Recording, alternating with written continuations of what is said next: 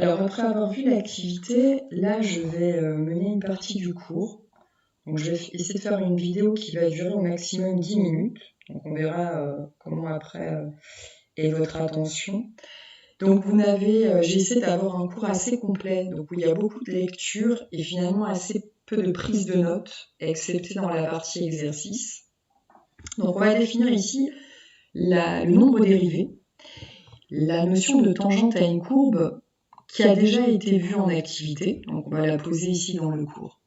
Donc on part avec une fonction qui est définie sur un intervalle, on prend un point A, un nombre appartenant à cet intervalle, et ce nombre A, ça correspond à l'abscisse d'un point, c'est-à-dire 2, 0,5, comme on avait pu le voir dans l'activité traitée. C étant la courbe représentative. Vous voyez, si je vous remets face à ça,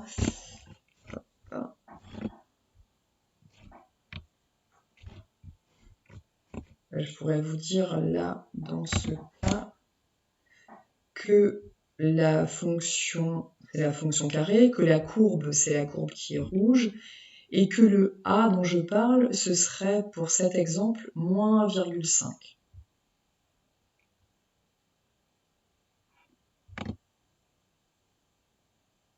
Et donc, je travaille dans un repère qui est orthogonal.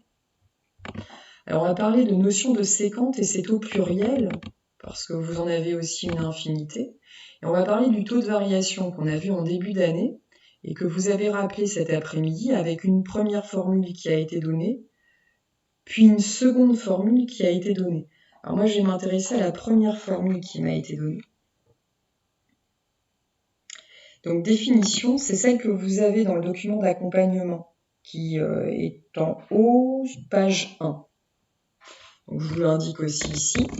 Le taux de variation de la fonction f au point abscisse A, le nombre f2b moins f2a divisé par b moins a. Ce taux de variation correspond à un coefficient directeur de séquente.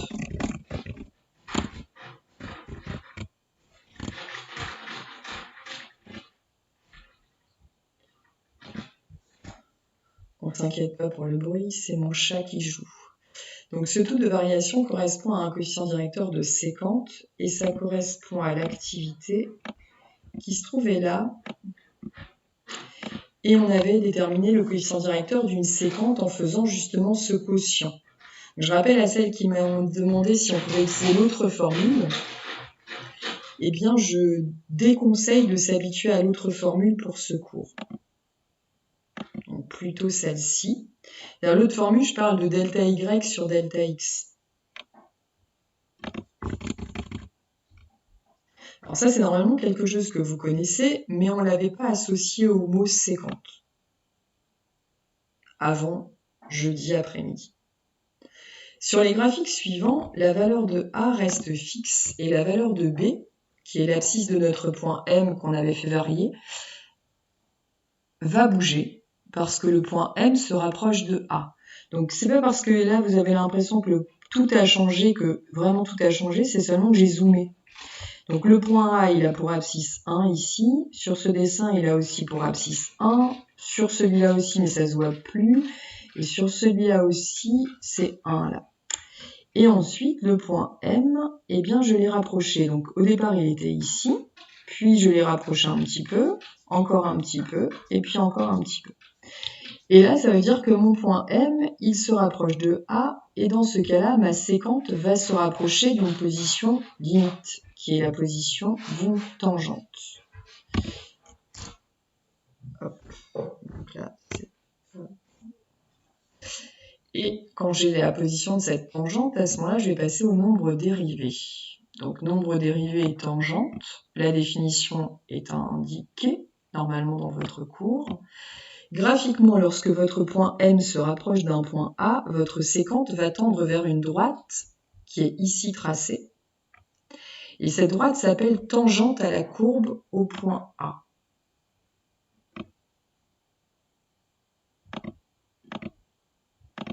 Le nombre dérivé de cette fonction en A va être la limite du taux de variation lorsque B se rapproche de A. Alors, ça va être une position limite et un nombre limite. On note ce nombre f' de A, et donc ce A va être un nombre qui dépendra de vos dessins ou de vos exercices. Et on écrit quelque chose que j'aurais aimé vous expliquer en classe, parce que dans votre programme, c'est très légèrement indiqué, donc j'aurais bien aimé l'expliquer, on reverra ça quand on sera en présentiel. On dit que f' de A, c'est la limite de ce taux de variation quand B tend vers A. Alors c'est une définition qu'on trouve dans plein de vidéos, qui est la définition vraiment du nombre dérivé, avec une formalisation différente de celle que je vous montre là. Pas la peine de vous y pencher plus que ça ne fait pas partie de votre programme, mais ne soyez pas perturbés si vous voyez des cours où ce sera posé de façon différente. Nous, on n'insiste pas là-dessus. On dit seulement, voilà, c'est la limite d'un taux de variation. Propriété maintenant, le nombre dérivé de cette fonction va correspondre, quand on regarde graphiquement, à un coefficient directeur de tangente. Donc ce qu'il faut surtout retenir pour vous, c'est un des premiers objectifs du cours, c'est que ce nombre dérivé, c'est un coefficient directeur de droite, et de pas n'importe quelle droite, mais d'une tangente. Et la tangente, comme on a pu le voir tout à l'heure, ça se construit certes à main levée sur un dessin, mais ça doit quand même épouser la courbe quand on zoome. Si vous regardez vraiment, tout à l'heure ce que faisait un élève, c'était coller sa tête contre la feuille. Si on colle sa tête contre la feuille, on est censé s'apercevoir que le noir ici et le violet sur mon écran sont confondus quasiment.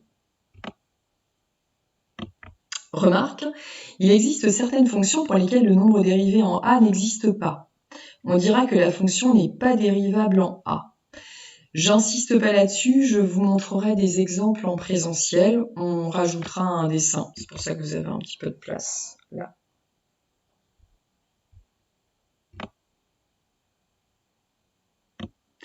Remarque, soit f une fonction définie sur un intervalle i, dérivable en un nombre réel a appartenant à i, ça veut dire que je suppose que la tangente existe. Dans un repère, la tangente à la courbe représentative de la fonction f au point a d'abscisse petit a est la droite qui passe par a et qui a pour coefficient directeur f' de a. En vert, on a représenté CF, la courbe de la fonction f, et en orange, on a représenté la tangente au point d'abscisse 2. Alors ici, je m'aperçois que sur mon dessin, on peut rajouter, si vous pouvez, là, un point, et puis A, pour bien indiquer que c'est en ce point. Alors certes, c'est lisible là, c'est lisible ici, mais autant rajouter le nom du point, il s'appelle A. Maintenant, il est possible d'avoir à d'autres endroits de la courbe verte d'autres tangentes, et on va s'intéresser aux tangentes qui sont horizontales. Ça correspond au cas particulier où le coefficient directeur est nul. Quand vous avez ici une droite qui est horizontale, c'est associé à un coefficient directeur qui est nul, donc à un nombre dérivé qui est nul. Et dans ce cas-là, votre droite tangente est parallèle à l'axe des abscisses. Ici, si on regarde sur cette courbe verte, eh bien, elle va admettre deux tangentes horizontales, l'une à cet endroit, marqué ici, et puis une autre à cet endroit. Donc environ 1,2 et puis 0. Donc l'une colorée en rouge, qui est la tangente au point d'abscisse 0, puis l'autre colorée en bleu, qui est la tangente au point d'abscisse 1,2. Et j'ai bientôt fini. Exemple d'obtention du nombre dérivé, et là je vais vous laisser regarder la vidéo avant de reprendre. Donc je ne sais plus combien de temps elle dure. Ce qui m'intéresse surtout, c'est pour obtenir graphiquement un nombre dérivé. Je rappelle que pour regarder une vidéo, vous devez avoir un papier avec vous, un crayon, et vous devez prendre des notes de la vidéo en même temps. Essayez de chercher. Et ensuite, on repassera sur cet exemple 1. Donc là, ça vous fait une première vidéo. À tout à l'heure!